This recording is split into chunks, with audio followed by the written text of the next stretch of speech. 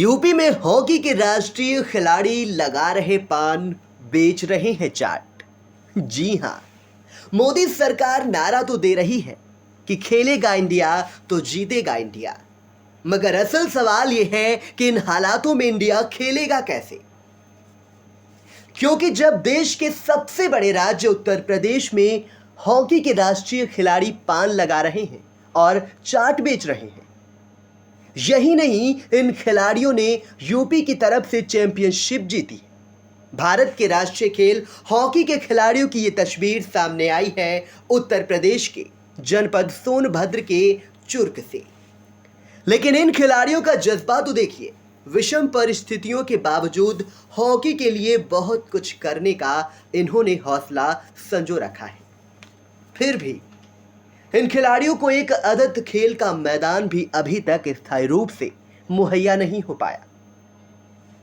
Hockey खेल को बढ़ावा देने के प्रति सरकार और प्रशासन कितना संजीदा है, राष्ट्रीय खिलाड़ी अमन कुमार सिंह और दीपक गुप्ता की जुबानी सुनकर आप सहज ही अंदाजा लगा सकते हैं। आइए आपको सबसे पहले सुनाते हैं चाट बेच रहे राष्ट्रीय खिलाड़ी दीपक गुप्ता को। नेशनल खेला हुआ है कब कौन सा समय? 2016-17 और 15-16 और लास्ट 18 में खेले हैं। स्पोर्ट हॉस्टल बनारस में भी रहे हुए हैं।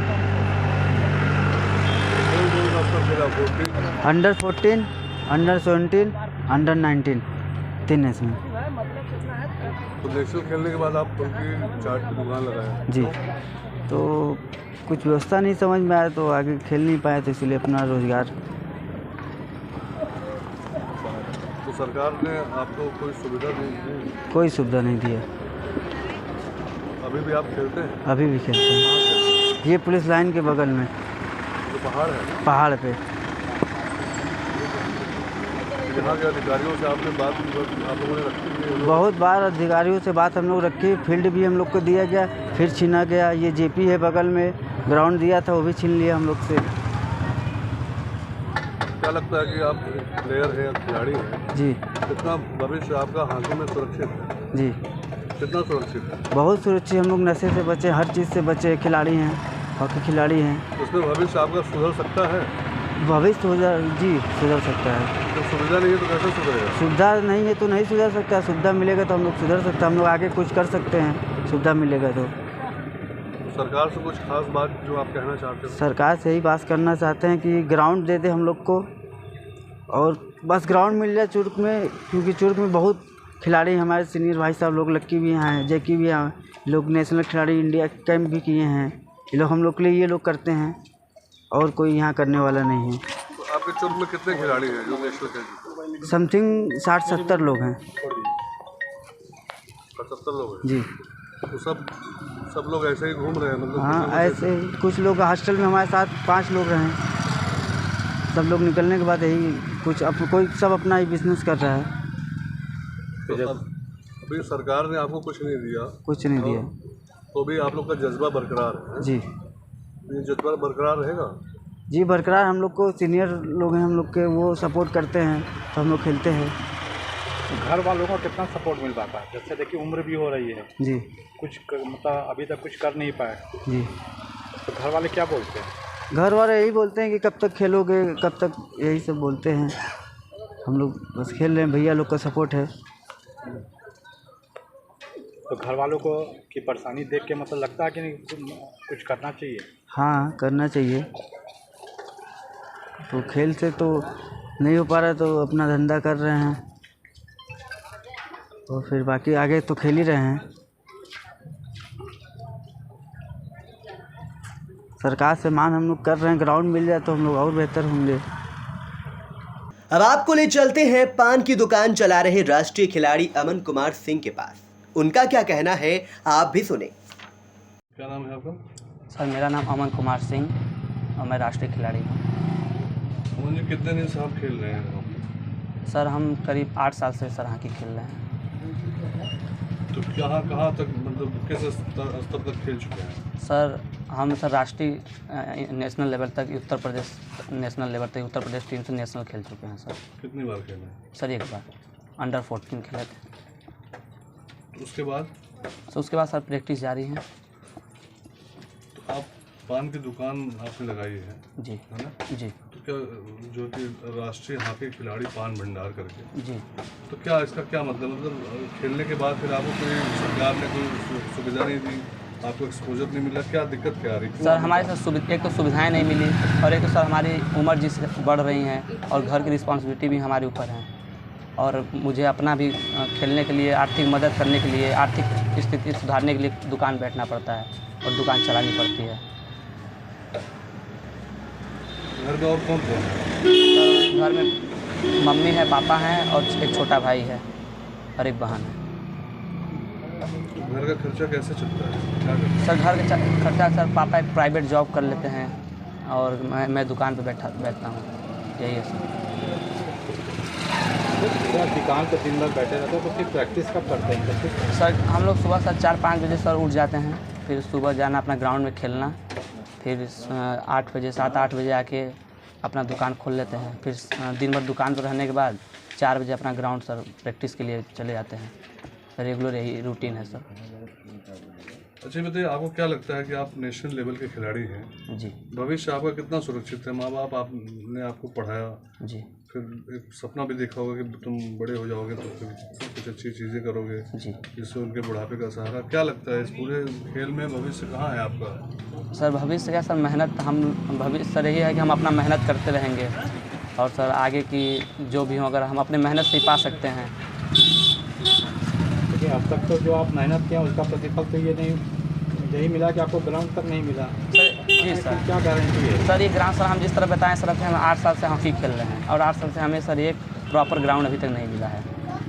2 महीने वहाँ, 4 महीने वहाँ खेल रहे हैं, और इसी बीच हमने एक ग्राउंड से पुलिस लाइन और इंजीनियरिंग कॉलेज के बीच में एक पथरीला ज़मीन है, उसी को कुछ साफ करके सर इस समय हम लोग वहीं रेगुलर प्रैक्टिस कर रहे हैं, और जगह पूरी पथरीली है। हॉकी खेलने के लिए हॉकी अभ्यास के लिए कोई स्थायी खेल मैदान न होने के बाद भी बच्चे पथरीली भूमि पर 2 से 3 घंटे तक पसीना बहाते हैं। खेल के प्रति ऐसी लगन देखकर पूर्व खिलाड़ी राजेंद्र सिंह असवाल का क्या कहना है, आप भी सुनिए। जब मेरे पास कुछ बच्चे, हॉकी नर्सरी के बच्चे आए, मिले, देखा, उनसे हम लोग की बातें हुई, तो सभी बच्चों की बस केवल एक आवाज़ थी कि सर आप हमारे सीनियर खिलाड़ी हैं, आप कुछ सरकार लेवल पे या कुछ प्रशासन लेवल पे हम लोगों की बात पहुंचाइए, हम लोग की बात सुनी नहीं जा रही है, कम से कम आप जैसे लोग आगे आएँ और हमारी बात को रखें कि हम लोग को खेलने के लिए एक अस्थाई जो है क्रीड़ा स्थल दिया जाए जिसमें हम लोग खेल सकें। मैंने देखा 70-80 बच्चे इंडिया के किसी कोने में, इवन साई में भी 80 बच्चे नहीं होंगे। हॉकी केवल एक खेल के इतने बच्चे अगर शाम को आते हैं, खेलते हैं, और उसमें बहुत सारे बच्चे तो ऐसे हैं कि वो सुबह शाम प्रैक्टिस करते हैं, उसके बाद जो है दुकान लगाते हैं।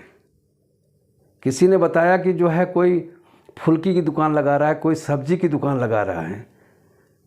तो हमें बड़ा वो लगा कि ये बच्चे, इनके अंदर ये जो ललक है, ये कंपटीशन है कि ये बच्चे बड़े छोटे परिवार से आते हैं, लेकिन खेलने के लिए ये अपना 2 घंटे 3 घंटे का समय डेली निकालते हैं, और इन्होंने जो है ये राज्य स्तरीय यूपी को रिप्रेजेंट किया है, हॉकी में नेशनल खिलाड़ी रहे हैं।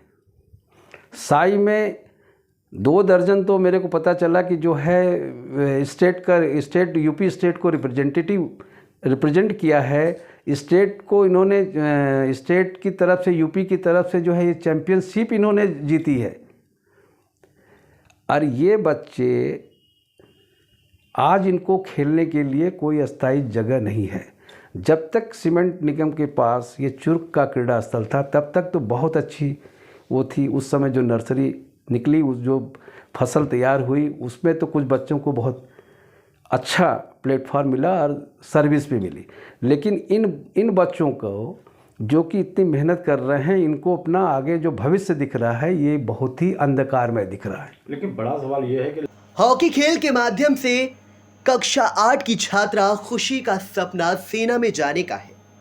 भाइयों को देखकर खुशी ने खेल में हॉकी खेल को चुना है। खुशी ने खेलों में हॉकी खेल को चुना है।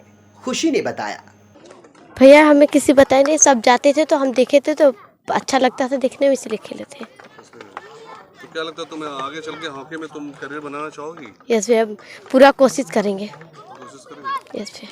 मम्मी पापा बोलते हैं खेलने के लिए? यस भैया।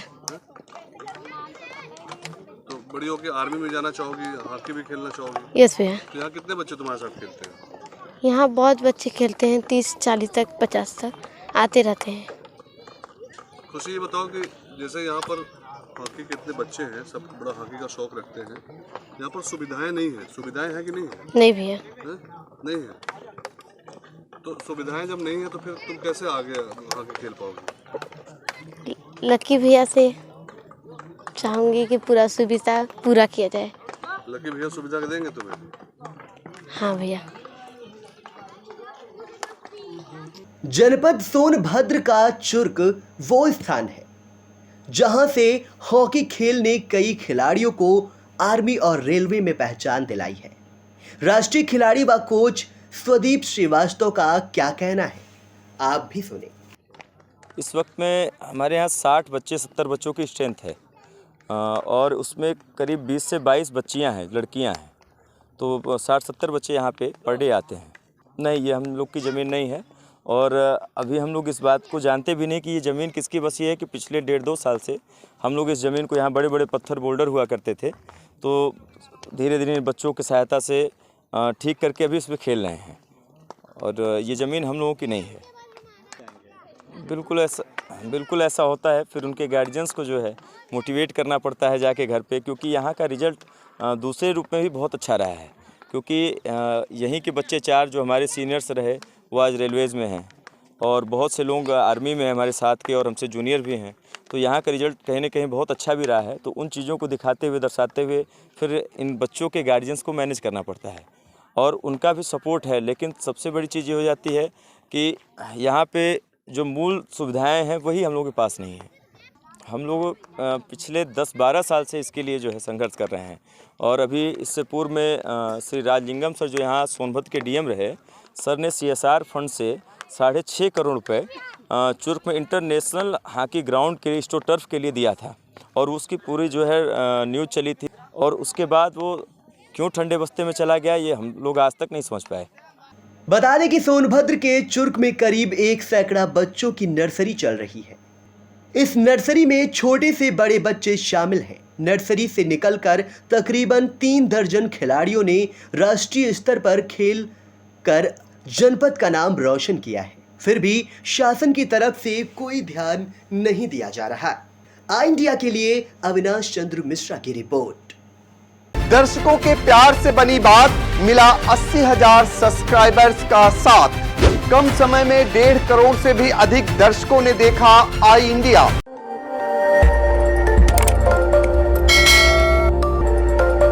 खबर आपकी, नजर हमारी। देखते रहिए आई इंडिया।